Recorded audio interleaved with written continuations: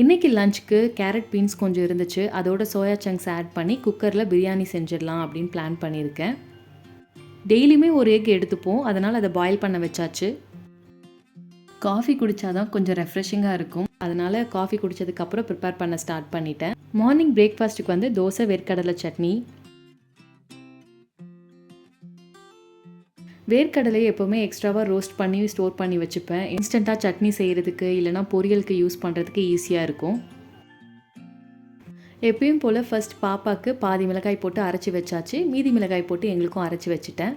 வேர்க்கடலை சட்னிக்கு எப்போவுமே வந்து தோசை வந்து ஒரு பெஸ்ட் காம்பினேஷன். எங்களுக்கு அந்த காம்பினேஷன் தான் பிடிக்கும் இட்லியை விட. அதனால் வந்து பிரேக்ஃபாஸ்ட்டு சூப்பராக முடிஞ்சிடுச்சு. பிரியாணி கொஞ்சம் ஸ்பைசஸ் கொஞ்சம் கம்மியாக தான் போட்டிருந்தேன், பாப்பாவுக்கும் கொடுத்து பார்க்கலாம் அப்படின்ட்டு.